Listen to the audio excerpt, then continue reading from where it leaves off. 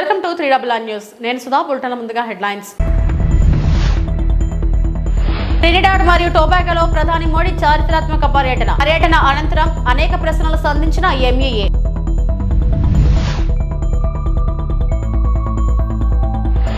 చిన్నారులు, మహిళల భద్రతకు అధిక ప్రాధాన్యత సీఎం రేవంత్ రెడ్డి.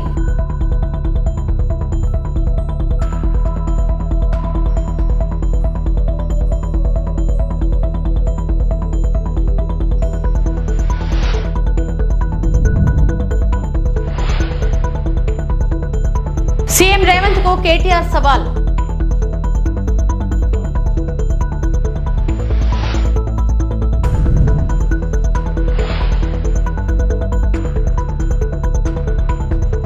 ప్రధాని మోడీ ట్రినిడాడ్ మరియు టొబాగో పర్యటన గురించి కార్యదర్శి నీనా మల్హోత్రా మాట్లాడుతూ, దాదాపు 25 సంవత్సరాల విరామం తర్వాత ట్రినిడాడ్ మరియు టొబాగోకు ప్రధానమంత్రి స్థాయిలో ఇది మొదటి ద్వైపాక్షిక పర్యటన. ప్రధానమంత్రి హోదాలో ప్రధాని మోడీ చేసిన మొదటి పర్యటన కూడా ఇదే. ప్రధానమంత్రి మోడీకి దేశ అత్యున్నత జాతీయ పురస్కారం అయిన order of the republic of Trinidad మరియు టొబాగోను ప్రదానం చేశారు. PM Modi was also accorded a ceremonial guard of honor. This is the first bilateral visit at PM level to Trinidad and Tobago after a gap of almost 25 years. And it's also the first visit by PM Modi as Prime Minister. In recognition of Prime Minister Modi's exceptional leadership both within India and on the global stage, he was conferred with the Order of the Republic of Trinidad and Tobago, the country's highest national award. As regards the elements of the program, during the visit, Prime Minister Modi held extensive discussions with the leadership of Trinidad and Tobago, covering the entire gamut of bilateral relationship. A total of 6 MOUs or agreements have been signed between the two countries. These are, firstly, MOU on recognition of Indian pharmacopoeia. The signing of this MOU will provide improved access to Indian pharmaceutical products to Trinidad and Tobago market and will help the citizens of this country to get safe and quality medicines at affordable price. Secondly, we sign an agreement on Indian grant assistance for implementation of quick impact projects.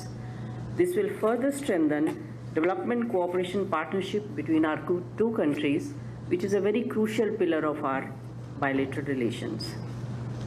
In addition, we had program of cultural exchanges for the period 2025 to 2028, an MOU on cooperation in sports, an MOU on cooperation in diplomatic training, and an MOU on the establishment of two ICCR chairs of Hindi and Indian studies at the universities of West Indies of Trinidad and Tobago.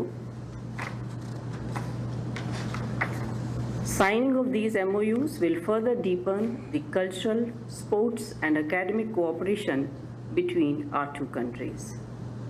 In addition, several announcements were made during the visit. Firstly, extension of OCI card facility up to 6th generation of Indian diaspora members in this country. As of now, this facility is available up to 4th generation of Indian diaspora members in TNT. This announcement was very enthusiastically received by the Indian diaspora, which constitutes almost 40 to 45% of the population of this country. In the education sector, PM announced gifting of 2,000 laptops to school students in Trinidad and Tobago, underscoring the use of technology in the area of education. చిన్నారులు, మహిళల భద్రతకు కాంగ్రెస్ ప్రభుత్వం అధిక ప్రాధాన్యతనిస్తుందని CM Revanth Reddy అన్నారు. భరోసా కేంద్రాల ద్వారా బాధితులకు అండగా ఉంటున్నామన్నారు. హైదరాబాద్లో లైంగిక దాడుల బాధిత చిన్నారుల రక్షణ, భద్రత అంశంపై సదస్సు నిర్వహించారు. ఈ సదస్సులో supreme court judge justice Surya Kant, high court జడ్జీలు, డీజీపీ ఉన్నతాధికారులు పాల్గొన్నారు.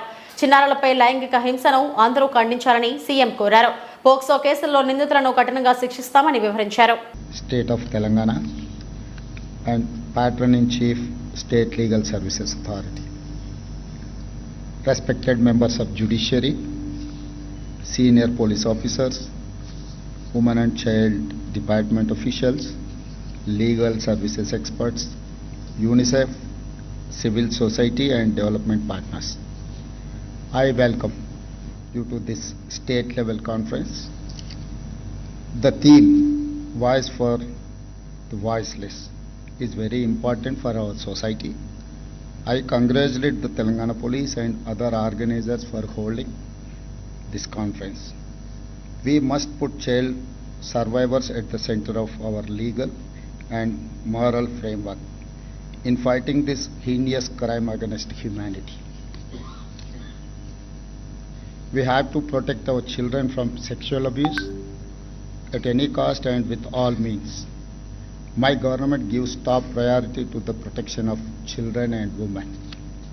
Telangana Bharosa project has 29 centers. It provides police support, legal aid, medical assistance, and counseling in a friendly environment. Telangana pioneered child-friendly courts run by Hyderabad Bharosa Center.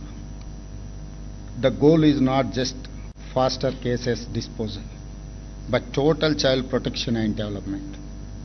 POCSO Act and Juvenile Justice Act are highly progressive instruments in our legal framework, but they come with problems. We must ensure procedure help child victims, not hurt them. We must also end child pornography and impose strict punishments. Social media abuse of children must also be treated without mercy for culprits.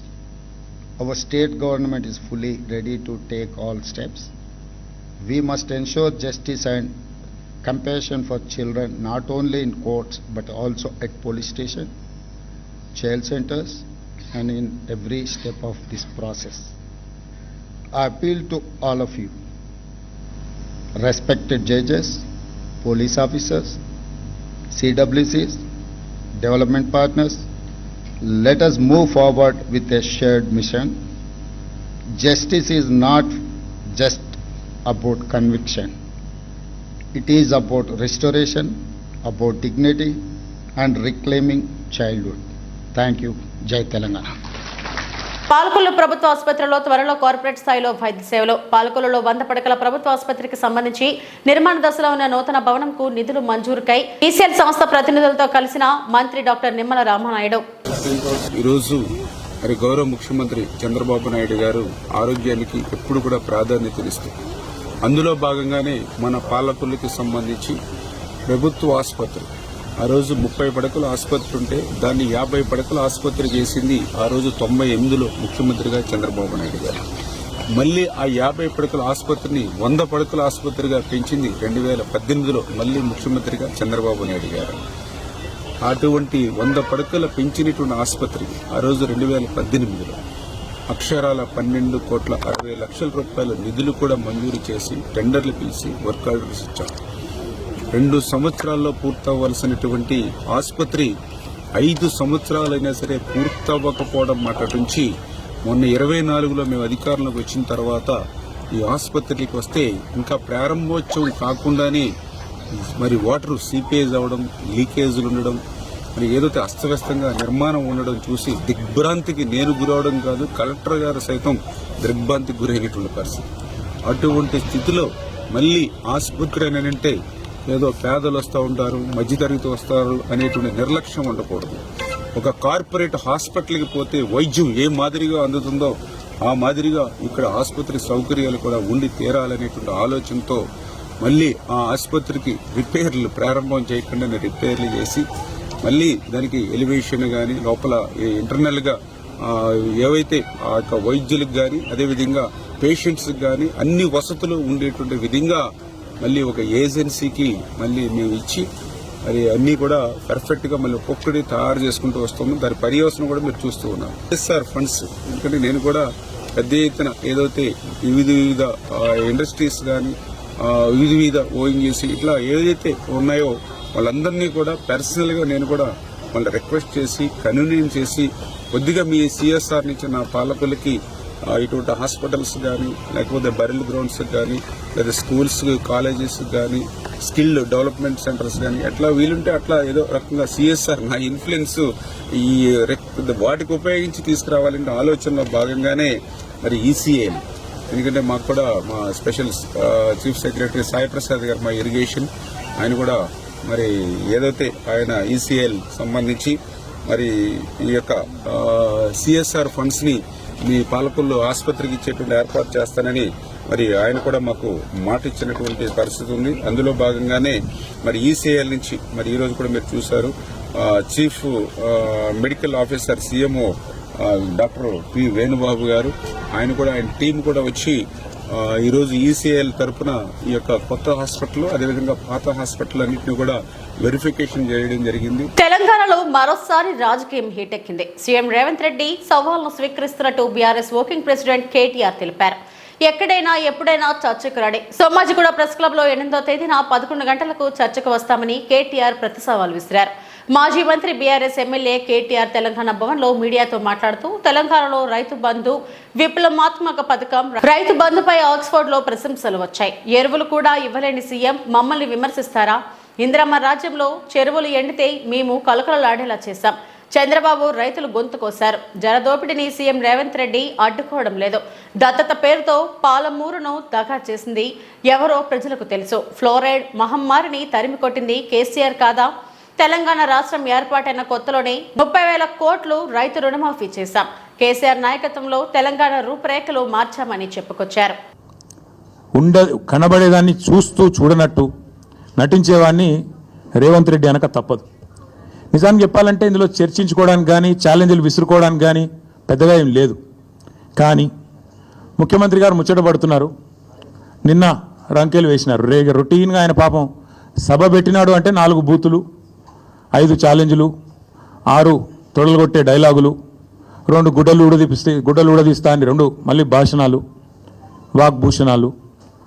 ఈ టైప్లో షరామామూలుగా గత 18 నెలలుగా timepass కార్యక్రమం ఏదైతే నడుస్తుందో ముఖ్యమంత్రి ముచ్చటపడుతుండు. కాబట్టి ఇప్పుడైనా ఎప్పుడైనా ఎక్కడైనా మేము రెడీ చర్చకు. నిన్న ముఖ్యమంత్రి గారు పేరు తీసుకొని మరీ పిలిచిండు. కేసీఆర్ వస్తాడా కేటీఆర్ వస్తాడా రాండ్రి అన్నాడు. నీకు కేసీఆర్ అంత లేదు కానీ మేము చాలు నీకు వస్తాం, మీరు ఎక్కడ పెడతారో పెట్టండి వస్తాం. కాకపోతే మేమంటే ఎప్పటికప్పుడు రెడీగా ఉంటాం. ఎందుకంటే ఇలా 10 ఏళ్ళు మునిగి తేలిన వాళ్ళం కాబట్టి మేము ఎప్పుడు రెడీ. కాకపోతే మీకు కొద్దిగా ప్రిపరేషన్ టైం కావాలి, మాకు తెలుసు.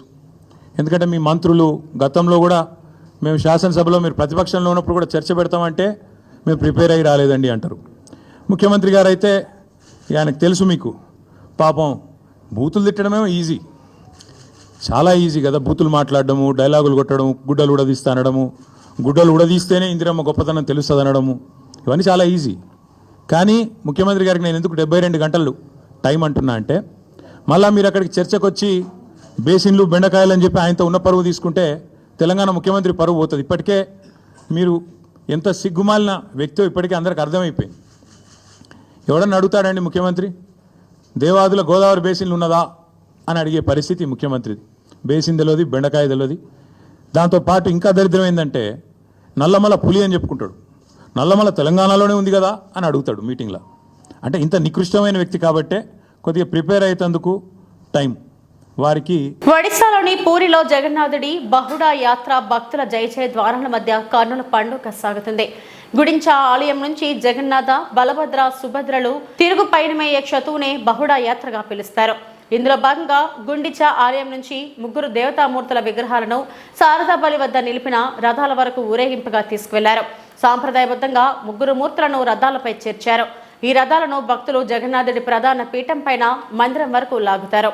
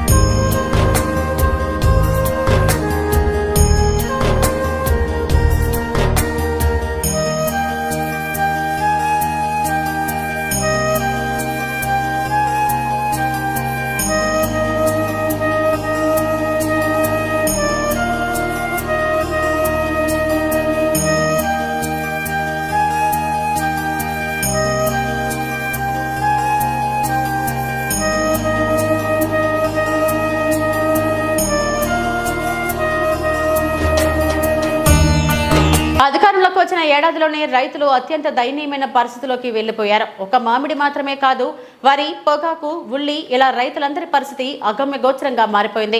ప్రభుత్వం మద్దతు ధర ఇచ్చి పంటని కొనుగోలు చేయకపోవడంతో దళారులకి తక్కువ ధరకే పంటను రైతులు అమ్ముకోవాల్సిన పరిస్థితి వచ్చింది అని కారుమూరి వెంకటరెడ్డి వైఎస్ఆర్సీపీ అధికార ప్రతినిధి అన్నారు. చంద్రబాబు నాయుడు గారి కూటమి ప్రభుత్వం అధికారంలోకి వచ్చినటువంటి ఏడాది కాలంలో రైతాంగం పరిస్థితి పూర్తిగా దయనీయమైనటువంటి స్థితిలోకి వెళ్ళిపోయింది.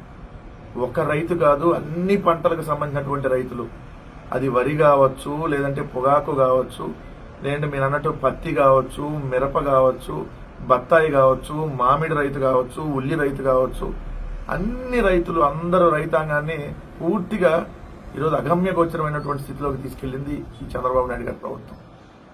ధాన్యం, ఈ ధాన్యానికి సంబంధించి ప్రభుత్వం కొనుగోలు చేయకపోతే దళారులకు తక్కువ రేట్లకు అమ్ముకోవాల్సినటువంటి పరిస్థితి.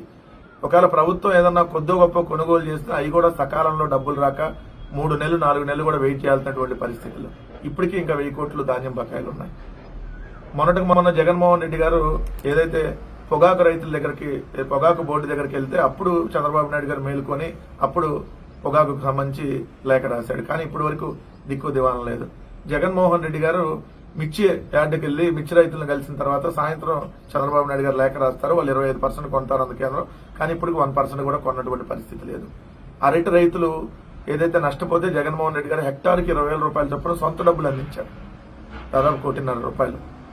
సో ఇట్లా చూస్తే ఇప్పుడు మామిడి రైతులకు సంబంధించి చిత్తూరు, తిరుపతి జిల్లాలకు సంబంధించి నాణ్యమైనటువంటి మామిడి 5.61 లక్షల టన్నులు, అంటే 5,60,000 టన్నుల నాణ్యమైనటువంటి మామిడి అక్కడ ఉత్పత్తి జరిగితే ఈరోజు 1,00,000 టన్నులు కూడా కొనేటటువంటి పరిస్థితి లేదు. ఏదైతే తోతాపురి మామిడి అయితే కేవలం రూపాయి కొంటున్నారు. ఎంత దారుణం. నిన్న చంద్రబాబు నాయుడు గారు వెళ్ళి ఒక షో చేసి వచ్చాడు కుప్పం వెళ్ళి. 12 రూపాయలకు మీరు కొనుగోలు చేయాలి, 4 రూపాయలు రాష్ట్ర ప్రభుత్వం తరఫున మేము చెల్లిస్తామని చెప్పి 12 రూపాయలకు కొనుగోలు చేయటమే నష్టం. దాంట్లో 4 రూపాయలు మీరు చెల్లిస్తానంటే అసలు 12 రూపాయలకు వాళ్ళు కొనాలి కదా. అంటే 8 రూపాయలు వాళ్ళు అడిషనల్ ఏదైతే కంపెనీలు కొనేటటువంటి పరిస్థితి లేదు ఇక్కడ. సో కానీ అదే పక్క రాష్ట్రంలో కర్ణాటకలో జేడీఎస్ కేంద్ర మంత్రిగా ఉన్నటువంటి కుమారస్వామి గారు మొన్న జూన్ 24వ తారీఖున కేంద్ర మంత్రి శివరాజ్ సింగ్ చౌహాన్ గారికి ఒక లేఖ రాస్తే 16 రూపాయల కేజీ కొనాలి. మరాఠీ మాట్లాడే విషయంలో వివాదం కొనసాగుతున్న వేళ పెట్టుబడిదారు సుశీల్ కేడియా కార్యాలయంపై కొందరు గుర్తు తెలియని వ్యక్తులు కొబ్బరికాయలతో దాడి చేశారు. తాను మరాఠీ నేర్చుకోబోనంటూ ఎంఎన్ఎస్ అధినేత రాజ్ ఠాకూర్ కు సుశీల్ కేడియా ఇటీవల సవాల్ విసిరారు. ఈ మేరకు సామాజిక మాధ్యమం ఎక్స్ లో పోస్ట్ చేశారు. ఎక్స్ లో తాను చేసిన పోస్ట్ నేపథ్యంలో తనకు బెదిరింపులు వస్తున్నాయని ఆయన పోలీసులకు ఫిర్యాదు కూడా చేశారు. ఈ నేపథ్యంలో ముంబై ఓర్లీలోని సుశీల్ కేడియాకు చెందిన కార్యాలయం వద్ద కొందరు ఎంఎన్ఎస్ అనుకూల నినాదాలు చేశారు. కొబ్బరికాయలతో కార్యాలయం అద్దాలను ధ్వంసం చేశారు. వెంటనే అక్కడే ఉన్న సిబ్బంది కార్యాలయం షట్టర్లు మూసివేశారు. తాజా ఘటనపై దర్యాప్తు జరుపుతున్న పోలీసులు కేడియా కార్యాలయం వద్ద భద్రతను పెంచారు.